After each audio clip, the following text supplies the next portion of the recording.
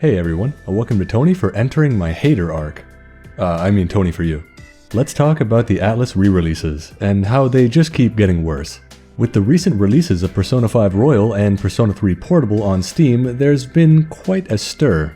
And there's certainly a lot to talk about, especially with Persona 3 Portable. But before we get into that, I want to give credit where credit is due. Persona 4 Golden released on Steam June 13th, 2020. It's almost hard to believe it was that long ago. Right now it's sitting at an overwhelmingly positive review score on Steam, and it's well deserved. At a very reasonable price, you get a lot of quality of life improvements to an already fantastic game. HD graphics, completely customizable difficulty, and now a quick save option.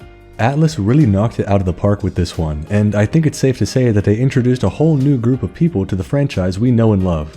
And if you've already experienced the game, like me, it gives you another excuse to play it, which I'll take any chance I can get. It was pretty much perfect in every way, and that's not just me saying it's my favorite game in the series. The port was perfect. Aside from some people reporting bugs, it's pretty par for the course and extremely uncommon. With all that being said, and presumably a large new crop of people interested in the series, it took Atlus a surprisingly long time to port the next entry in the series. Over 2 years in fact. And in those 2 years, I think something changed in Atlus. Persona 5 Royal came out on Steam October 21st, 2022, and it was pretty much a direct port of the PS4 and PS5 version of Persona 5 Royal with all the DLC included. Except they actually took out the Raido Kuzunoha costume for some reason. I was told it was because they ported the Korean version of the game, but I also wasn't told why it was taken out of that version either, so I'm not sure.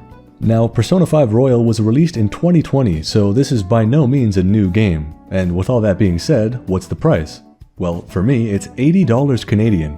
That's a bit steep, but I hear people justifying it by saying it comes with all the DLCs, so of course it's that expensive. But to me, that doesn't justify it.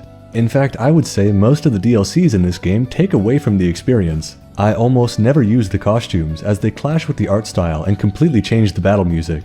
The optional accessories they add range from completely useless to completely game-breaking, so there's never any reason to take them off. And all the DLC personas are so grossly overpowered that if you summon any of them at any given time during your playthrough, you can kiss what little semblance of balance this game had goodbye. Now, I'm not saying I hate all the DLCs. Far from it. I enjoy having the option to use these things, even if I usually don't. But I would have liked to give the players the option not to pay for the DLCs if they didn't want them. But they're all included in the game, and you have access to all of them. Immediately, even on your first playthrough. Game balance be damned. But even with those gripes, when Atlus gave me a code, I was very excited to play. And it's really good.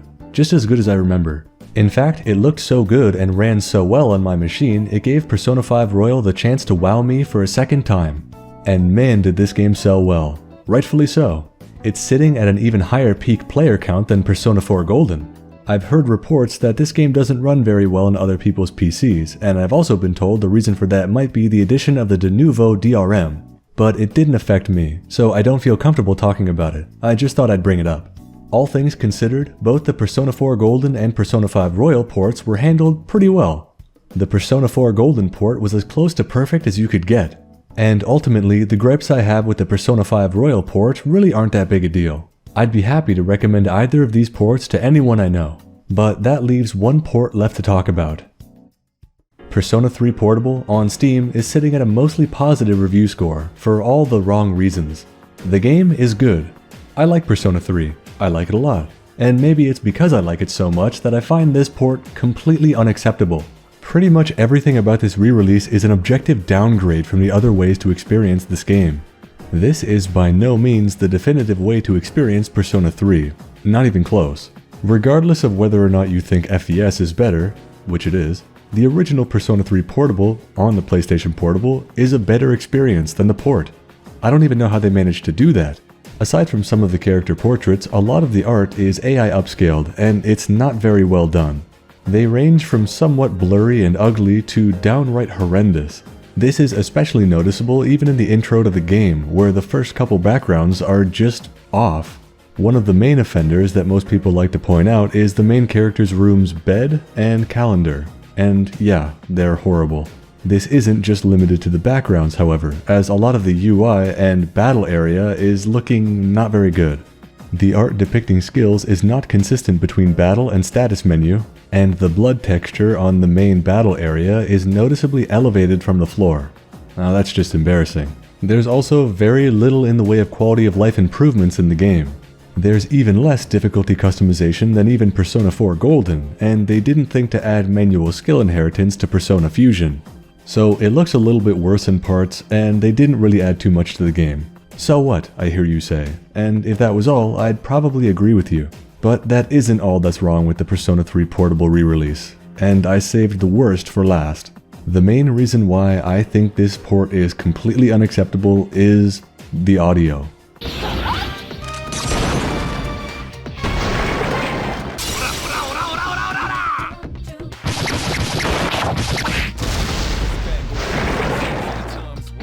Everything about the audio. It's just horrible.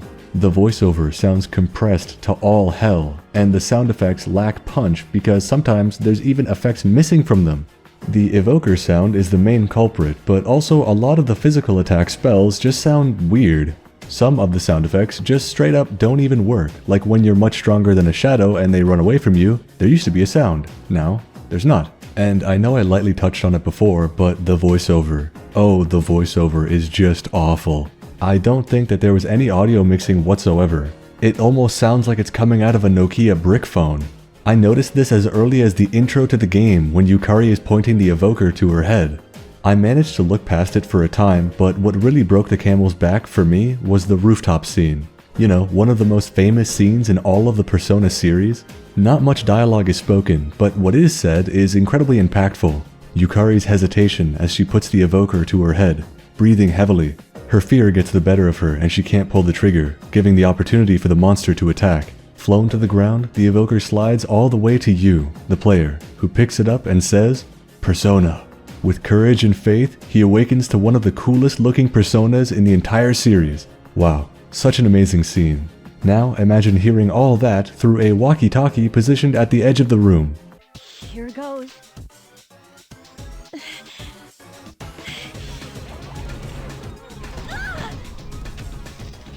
Yeah, that's how bad they botched the remaster's audio. But maybe I'm being a bit hyperbolic. I'm sure there's plenty of people that will enjoy this game for what it is, and just be happy to be able to play it on modern consoles. I'm also sure there will be plenty of people angry at me for pointing out the flaws of this game. And that actually leads to the next point I need to make in this video. We should be troubled by Atlus's willingness to give us this port in the first place. This is not the definitive way to play Persona 3, and it's not even the definitive way to play Persona 3 Portable. I've been seeing a lot of talk on Twitter about how Atlus couldn't possibly have ported fast because they lost the engine or it would be too difficult to port in general. I also heard that AI upscaled art is the best we could have hoped for, and hoping for more is just being entitled. But why is that? Why should we accept this subpar re-release when this was Atlus's chance to make lifelong Persona fans out of a new generation? Think about how amazing it would have been to have the definitive ways to play each and every new school Persona game on all modern consoles. No matter what you use to play games, you get the best this series has to offer. Let's just ignore Persona 1 and 2. I'm sure they're used to it by now. Instead of that world where anybody and everybody gets to experience the best version of Persona 3, 4, and 5, we get this world, where they fumbled it so horrifically at the very end, it's almost comical. And once again, I'm sure that there are plenty of people that will enjoy this game because Persona 3 Portable is a good game at its very core. But at the same time, the Steam charts don't lie. The all-time peak player count of Persona 3 Portable is significantly lower than Persona 4 or 5. The first week of release is usually the highest when it comes to player count, and this is not looking good. And I think I'd be right in assuming that the reason for that is because of the, let's just say, mixed perception. When viewed as a whole, you might be tempted to think, oh well, at least the Persona 4 and 5 ports were good. But that's just not right. Every single one of the Persona games deserves to be considered someone's favorite. For me, it was Persona 4. For many others, it's Persona 5. And for a good portion, it's Persona 3. I feel bad for those people. They were the ones that got the short end of the stick, and it's not fair. And to get speculative, I feel bad for the people who may have otherwise had Persona 3 as their top Persona game, but now don't because of how botched the re-release was. I know it sounds cringy to say, but as Persona fans, it's up to us to hold Atlus's feet to the fire about their poor job if we care about the longevity of the series. How many people do you think have been turned off by the bad press? I'd be willing to bet a lot. And on a more personal note, I was actually really looking forward to playing Persona 3 Portable on Steam, as I actually haven't played the portable version of the game up until now, but I won't be playing the Steam version. There it will sit, in my library, until a patch comes and fixes at least some of the problems I have. I just hope it isn't too little too late.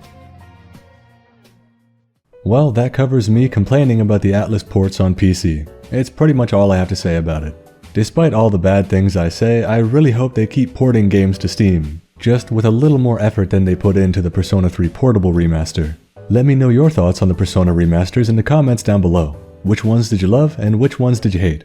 I had a lot of gripes with the Persona 3 Portable remaster, but I hope I got my point across in a relatively respectful manner.